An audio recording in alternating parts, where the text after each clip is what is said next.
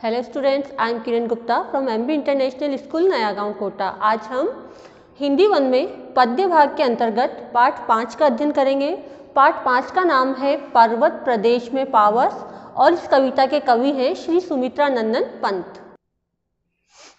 सुमित्रा नंदन पंत 20 मई 1900 को उत्तराखंड के कौसानी अल्मोड़ा में जन्मे सुमित्रा नंदन पंत ने बचपन से ही कविता लिखना शुरू कर दिया था, परंतु सन 1915 में स्थायी रूप से इन्होंने साहित्य सृजन शुरू किया, अर्थात साहित्य निर्माण करना शुरू किया और छायावाद के प्रमुख स्तंभ के रूप में ये माने जाते हैं। हिंदी साहित्य को कई युगों में बांटा गया है, उनमें से एक प्रमुख युग है छायावाद।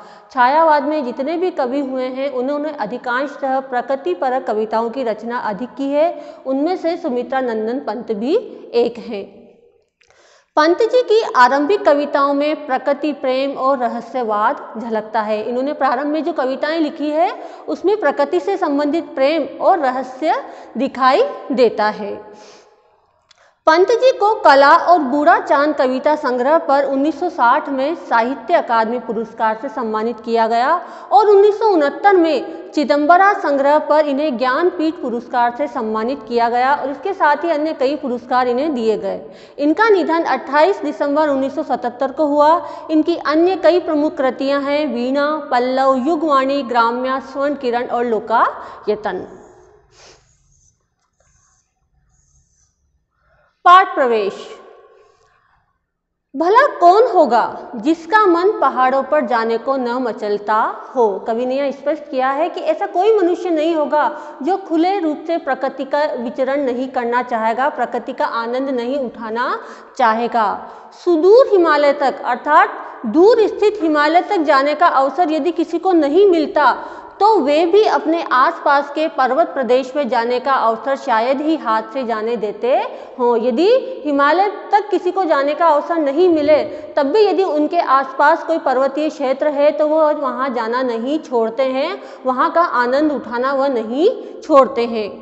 प्रस्तुत कविता, हमारे सामने जो कविता है पर्वत प्रदेश में पावस, यह कविता ऐसे ही रोमांच और प्रकृति के सौंदर्य को अपनी आंखों से रखने की अनुमति देती है, अनुभूति देती है। यही नहीं, सुमित्रा नंदन पंत की अधिकांश कविताएं पढ़ते हुए हमें यही अनुभूति होती है कि मानो हमारे आसपास की सभी दीवारें कहीं विलीन हो गई है। ऐसा लगता है जो चारों ओर दीवारें हैं वो कहीं खत्म हो गई हैं, हमें दिखाई नहीं दे रही हैं। हम किसी ऐसे रम्य अर्थात सुंदर स्थल पर आ पहुंचे हैं जहां पहाड़ों की अपार श्रृंखला है, आसपास झरने बह रहे हैं और सब कुछ भूलकर हम उसी में लीन रहना चाहते हैं, प्रकृति का आनंद उठाना चाहते हैं। आइए अब हम इस कविता को पढ़ते हैं और इसके अर्थ को समझते हैं। हमारी कविता का नाम है पर्वत प्रदेश में पावस। पर्वत प्रदेश अर्थात पहाड़ी इलाका और पावस का अर्थ है बारिश की ऋतु, वर्षा का मौसम। पावस ऋतु थी पर्वत प्रदेश, पल पल परिवर्तित प्रकृति वेश। कवि सुमित्रा नंदन पंत ने अपनी इस कविता के अंतर्गत स्पष्ट किया है कि कैसा इलाका था, पहाड़ी इलाका था, पर्वत प्रदेश था, पहाड़ी इलाका था और उस इलाके में पावस ऋतु थी अर्थात बारिश का मौसम था और बारिश के मौसम की वजह से प्रकृति का रूप पल पल यानी कि क्षण क्षण बदल रहा था। कभी तो उस पहाड़ी इलाके में धूप खिली हुई दिखाई देती थी और कभी पल भर में ही वहाँ पर बादल छा जाते थे, और कभी तो वहाँ पर बारिश होती हुई दिखाई देती थी और कभी एकदम ही बारिश रुक जाती थी, बर्फ गिरना प्रारंभ हो जाता था। इसलिए कवि पंत ने पर्वत प्रदेश के उस क्षेत्र को पल पल परिवर्तित होने वाला अर्थात क्षण क्षण रूप बदलने वाला कहा है कि वहां प्रकृति क्षण क्षण अपना रूप बदलती रहती थी। मेखलाकार पर्वत अपार, अपने सहस्त्र दृक सुमन फाड़, अवलोक रहा है बार बार, नीचे जल में निज महाकार। कवि ने प्रस्तुत पंक्तियों में स्पष्ट किया है कि उस पहाड़ी इलाके में मेखलाकार अर्थात करधनी के आकार का एक विशाल पर्वत था। मेखलाकार का अर्थ है करधनी। करधनी होती है स्त्रियां अपनी कमर में जिस आभूषण को पहनती है उसको करधनी कहते हैं।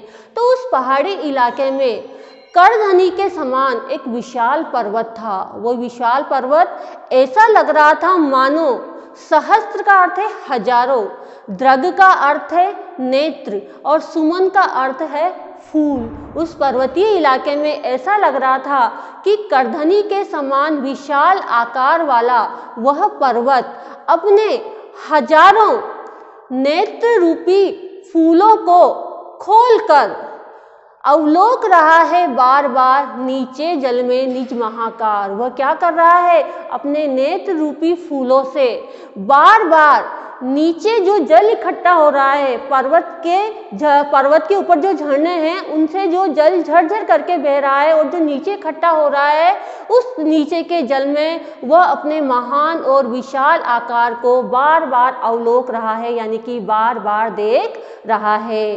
पहाड़ के नीचे जो जल इकट्ठा हो रहा है, उस जल में पहाड़ अपने प्रतिबिंब को निहार रहा है। जिसके चरणों में पलाताल दर्पण सा फैला है विशाल। कवि पंत ने यहाँ कल्पना की है कि उस पहाड़ के ऊपर जो झरने हैं, उन झरनों से जो जल बह रहा है, वो बहता हुआ जल ही नीचे इकट्ठा हो गया है और वहाँ पर क्या बन गया है, ताल, यानी कि एक छोटा सा सरोवर वहाँ पर बन गया है। इसलिए कवि ने क्या कहा है, जिसके चरणों में पलाताल, अर्थात वह पहाड़ के ऊपर झरनों से जो जल बह रहा है, उस जल से ही वहाँ पर एक नए सरोवर का निर्माण हुआ है। इसीलिए कवि ने यहाँ पर क्या संज्ञा दी है कि वो उसके चरणों में पला हुआ है, अर्थात जैसे उसके चरणों के पास ही एक सरोवर है और चूंकि उस सरोवर के जल में पहाड़ अपनी परछाई को, अपने प्रतिबिंब को बार बार देख रहा है, इसलिए वह दर्पण के समान विशाल बताया गया है, कांच की तरह बिल्कुल पारदर्शी बताया गया है। अग्रिम पंक्तियों में कवि पंत ने कहा है, गिरि का गौरव गाकर झरझर, मद में नस नस उत्तेजित कर, मोती की लड़ियों से सुंदर, झरते हैं झाग भरे निर्झर। गिरि का अर्थ है पर्वत, झरझर, पर्वत के ऊपर जो झरने हैं उनसे जो जल बह रहा है, उनसे झरझर की ध्वनि उत्पन्न हो रही है। वह झरझर की ध्वनि ऐसा लग रहा है जैसे उस विशाल पर्वत की महानता का गान गा रही हो। वह झरझर की ध्वनि ऐसी प्रतीत हो रही है जैसे कि वह ध्वनि उस विशाल पर्वत के गौरव का, अर्थात उसकी महानता का गान गा रही हो। मद में नस नस उत्तेजित कर, उस झरनों का जो पानी बह रहा है और उनके रास्ते में जितनी भी वनस्पति, जितने भी पेड़ पौधे आ रहे हैं, वो पानी उनको भिगोता हुआ आगे बढ़ता है, उन्हें शीतलता देता हुआ आगे बढ़ता है। तो ऐसा लगता है जैसे वह उन वनस्पतियों की नस नस में उत्तेजना को भर रहा है, उन पेड़ पौधों की नस नस में उत्तेजना को भर रहा है, वह उन्हें शीतलता प्रदान कर रहा है। मोती की लड़ियों से सुंदर झरते हैं झाग भरे निर्झर, और ऊपर झरनों से झरझर करता हुआ जो जल बह रहा है उससे झाग उत्पन्न हो रहे हैं, उस जल से झाग उत्पन्न हो रहा है और वह झाग मोती की लड़ियों के समान सुंदर प्रतीत हो रहा है। गिरिवर के उर से उठ उठकर उच्च आकांक्षाओं से तरवर है, झांक रहे नीरव नभ पर अनिमेष अटल कुछ चिंता पर। अग्रिम पंक्तियों ने कवि ने स्पष्ट किया है, गिरिवर अर्थात उस श्रेष्ठ पर्वत के उर अर्थात हृदय स्थल से, उस महान पर्वत के हृदय स्थल से उठ उठकर उच्च आकांक्षाओं से तरवर, तरवर का अर्थ है पेड़, उस महान पर्वत के हृदय स्थल पर जो पेड़ लगे हुए हैं वह पेड़ अटल हैं। अटल अर्थात कभी टलने वाले नहीं हैं, कभी वहाँ से हिलने वाले नहीं हैं। वो वहाँ पर जो लगे हुए हैं वह ऊपर की ओर देख रहे हैं, उठ उठकर उच्च आकांक्षाओं से, अर्थात ऐसा लग रहा है वो लगातार ऊपर की ओर देख रहे हैं, उच्च आकांक्षाओं से परिपूर्ण है। अनिमेष का अर्थ है लगातार, बिना पलके झुकाए वह वृक्ष जो वहाँ पर लगे हुए हैं पर्वत के हृदय स्थल पर, वह अटल हैं और बिना अपनी पलकें झुकाए लगातार उच्च आकांक्षाओं से परिपूर्ण होकर ऊपर की ओर देख रहे हैं। हे झांक रहे नीरव नभ पर अनिमेष अटल कुछ चिंता पर। नीरव नभ पर, नीरव का अर्थ है शांत और नभ का अर्थ है आकाश। वह शांत आकाश में लगातार ऊपर की ओर देखे जा रहे हैं बिना अपनी पलकें झुकाए हुए, परंतु ऐसा लग रहा है कुछ चिंता पर। वह कुछ चिंता में लीन है।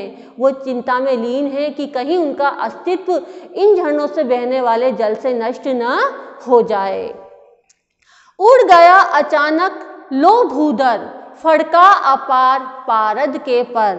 रव शेष रह गए हैं निर्झर, है टूट पड़ा भू पर अंबर। अग्रिम पंक्तियों में कवि ने स्पष्ट किया है कि कैसे पर्वतीय प्रदेश में प्रकृति पल पल परिवर्तित होती रहती है, अपने रूप को बदलती रहती है।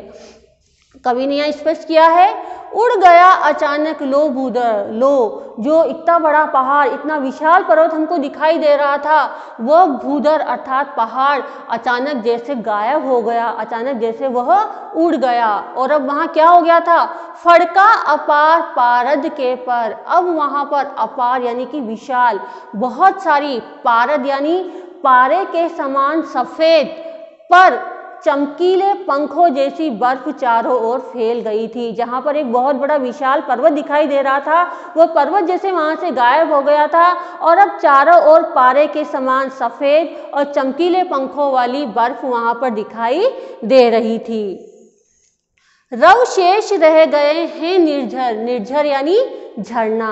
अब जिस झरने के झरझर की लगातार वहां आवाज आ रही थी, वह अब दिखाई नहीं दे रहा था। रव, रव का अर्थ है ध्वनि। अब केवल उसकी ध्वनि आ रही थी, उसके बहने की ध्वनि आ रही थी, केवल आवाज आ रही थी, वो दिखाई नहीं दे रहा था। है टूट पड़ा भू पर अंबर। और अब ऐसा लग रहा है कि जैसे अंबर अर्थात आकाश पृथ्वी के ऊपर टूट पड़ा हो, चारों ओर बर्फ ही बर्फ हो गई थी। धस गए धरा में सभय शाल, उठ रहा धुआं जल गया ताल। अब प्रकृति में क्या परिवर्तन हो रहा था वहां पर? ऐसा लग रहा थे जो बड़े बड़े वृक्ष वहां पर खड़े हुए दिखाई दे रहे थे, वह अब सभय, सभय का अर्थ है भयभीत होकर, डरकर, शाल का अर्थ है वृक्ष, वह सभी वृक्ष डरकर जैसे भूमि में कहीं धस गए हों, वह भूमि में कहीं धस गए हों, डरकर जैसे कहीं छिप गए हों। उठ गया धुआं जल गया ताल। और वहां पर जो नीचे सरोवर बन गया था, ऐसा लग रहा था कि जैसे वह सरोवर जल रहा है और उसमें से धुआं उठ रहा है।